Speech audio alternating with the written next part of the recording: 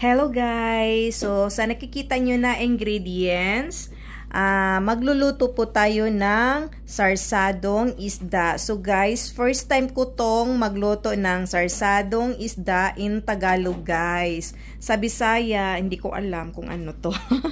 So guys, ayan po ang ating leftover na dalawang isda na na-air fryer ko last night. Tapos may 4 ako na itlog, isang buo na Bombay kasi abunda tayo sa Bombay. Tapos may kamatis, ito lang kasi yung kaliit ng mga kamatis guys. So yan lang ang ating available at saka mahiwagang kutsilyo. So ayan guys, i-cut lang natin tong ating kamatis tsaka yung ating Bombay. Onion ba? Bombay in Bisaya. So, onion guys. So, ayan. So, ayan po. Hindi po ako nakakain muna. Lulutuin muna natin tong ating sarsadong itlog. Okay, mag-start na tayo guys para tayo ay matapos na. Okay, samahan nyo ako guys hanggang dulo.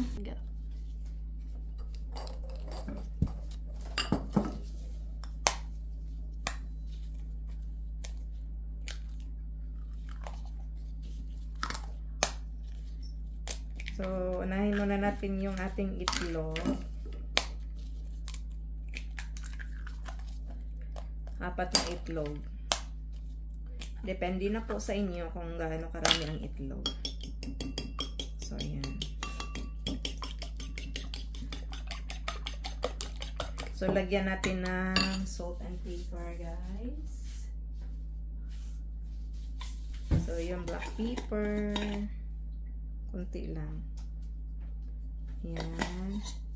Lagyan natin ng asin. Asin, kunti lang. Yan. Para hindi maalat, guys. Avoid tayo sa masyadong maalat. So,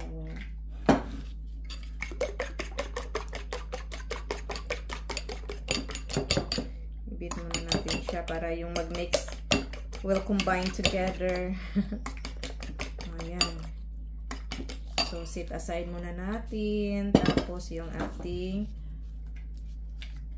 onion, ikakat natin.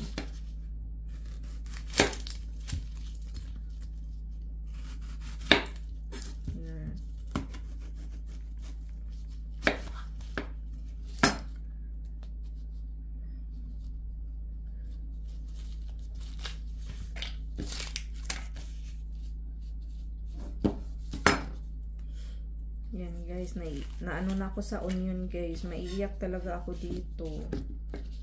So, hugasan ko muna ha. Hugasan.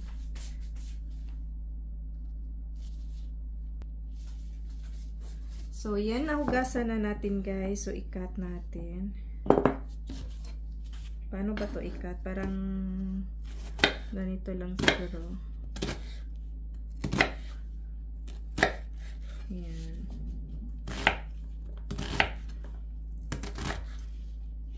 So, tanggalin natin guys. O, may sira sa ano. Sa gitna. Ayan. Ay, naku guys. Naiyak na ako. Naiyak na ako guys.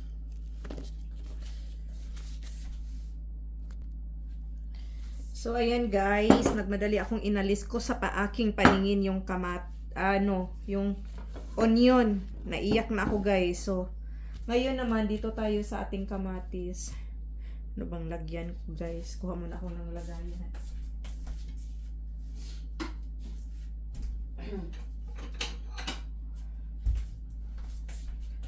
So, yan. Ilipit ko muna siya, guys.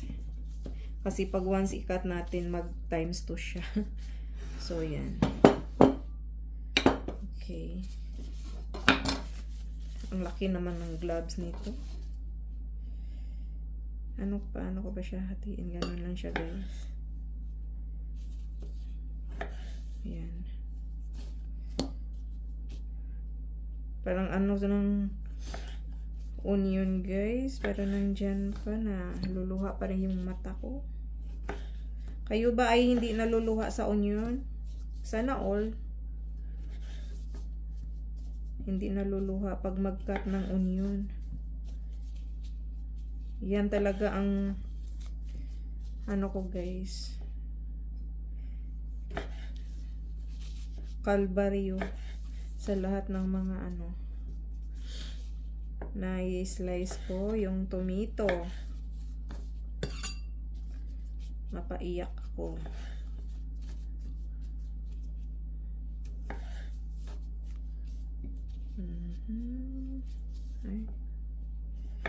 So guys, shortcut na lang tayo guys. Abutan tayo ng 1 buwan.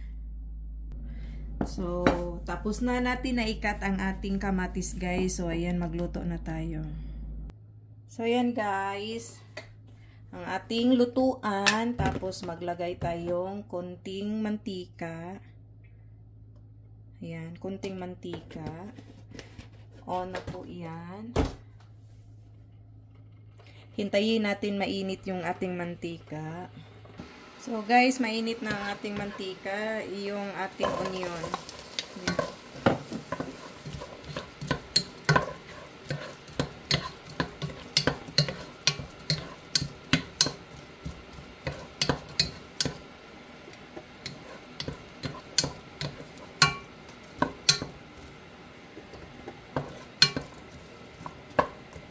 So ayan.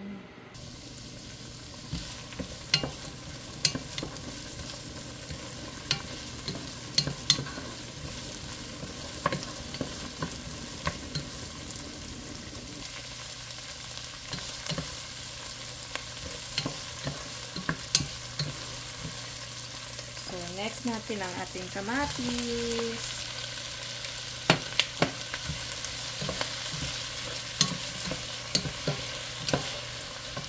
Pwede tayo maglagay ng asin guys. Asin. Huwag lang masyado kasi yung itlog natin may asin na yun.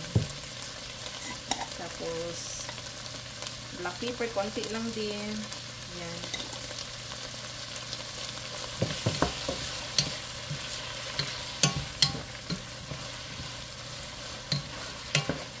Ang bango. Ang bango guys.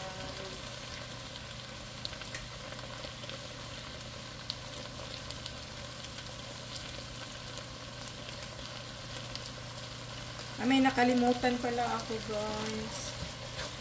Maglagay pala ako ng lemongrass. Ayan, lemongrass.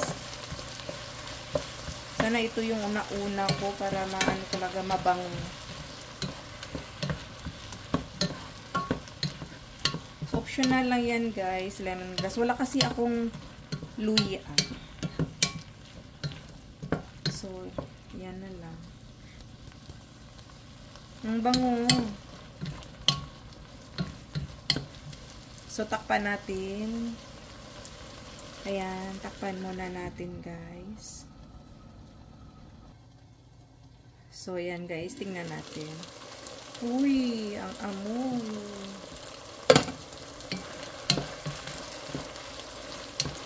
Amoy niya guys. Ang bango ba? Ang bango ng amoy.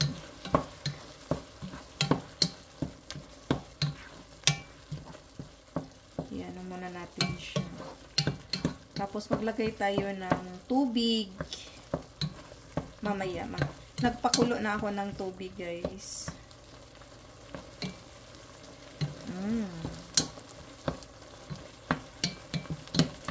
So guys, gusto ko kasing maglagay tayo na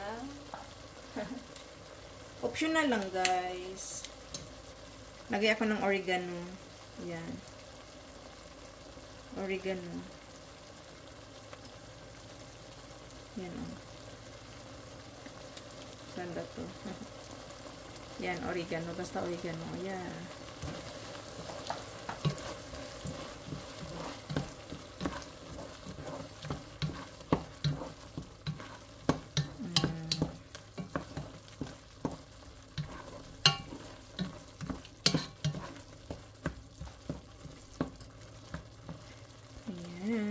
So, maglagay tayo ng tubig.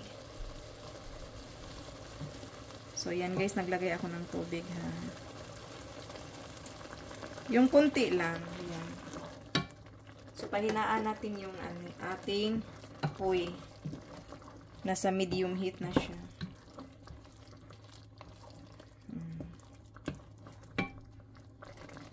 So, ayan guys, kumulo na siya guys.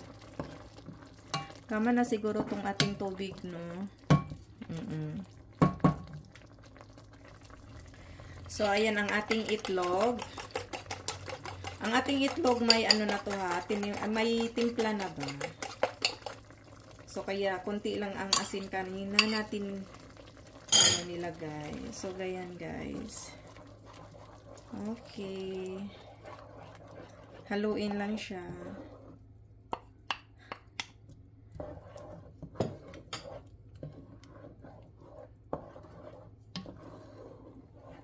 Yan.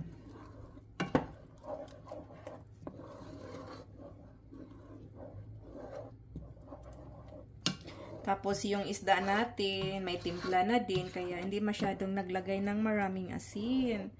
Baka maalat na yung ating sarsadong isda. Oh, di ba? Ala, Ate Elay. Thank you, Ate Elay. Shout out. So, guys, ang nagturo sa akin nito na paano lutuin si Ate Elay. Ang Mama Elay namin sa aming trabaho. Aming kasamahan sa work, guys, na ang galing niyang magluto. So, ayan. Thank you, Ate Elay. May natutunan na naman ako sa'yo. Sana ay magustuhan ng aking mga pamilya. Ang sarap, guys. So, ilagay na natin yung isda. So, ayan, guys, ang ating isda.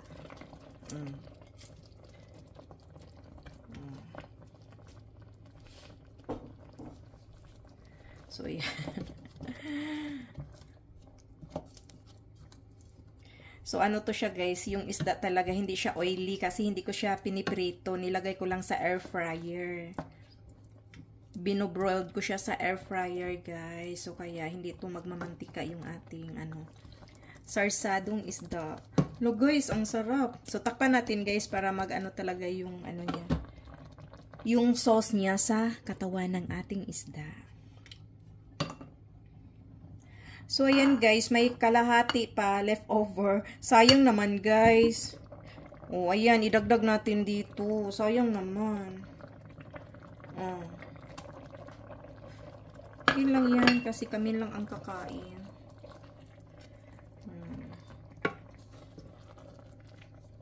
Lublob natin dyan. Para matakpan. Oh. Tapos, nasamahin ng apoy siya guys ha. So, takpan natin ulit. Ho, diba? So, guys, sa Bisaya talaga, guys. Mostly namin, sa Bisaya, iskabichi. Pero ito, guys, ngayon ko lang talaga na, naalaman ba, sarsadong isda. Kasi, guys, buhay tayo probinsya. Kaya, hindi ko alam ng mga ibang luto. Yung iskabichi, ganun. Ito guys, first time ko talaga.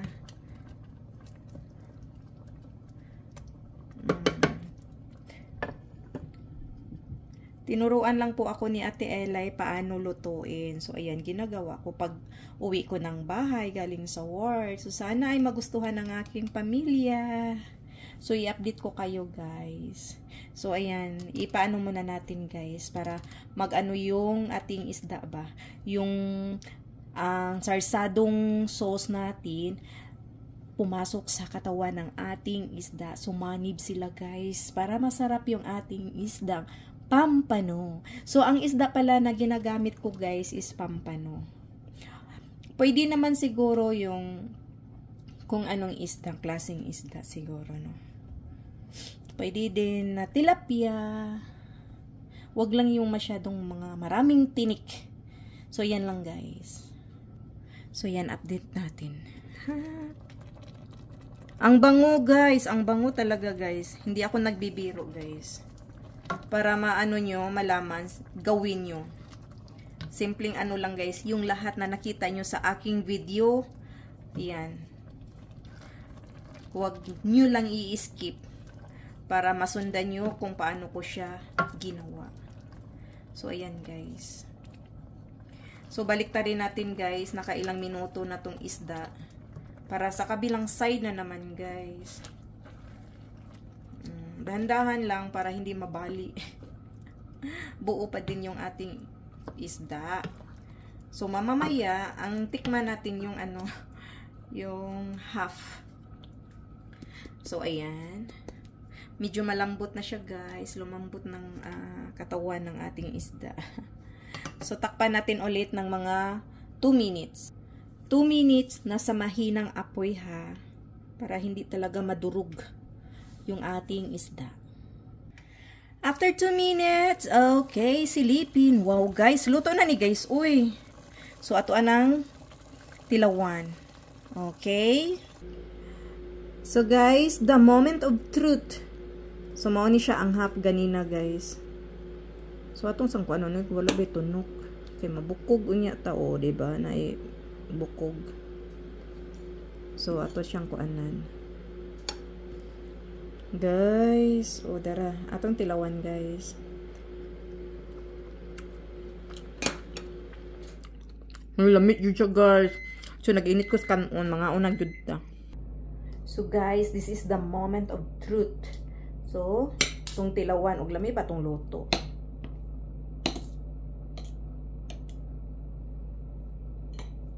Itong kanon.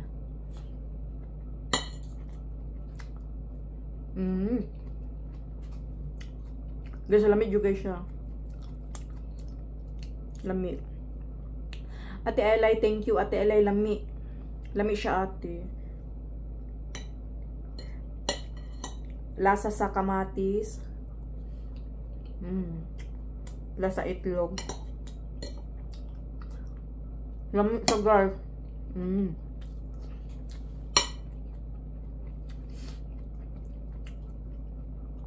So, nagamit ra gyud ang ato ang leftover na isda.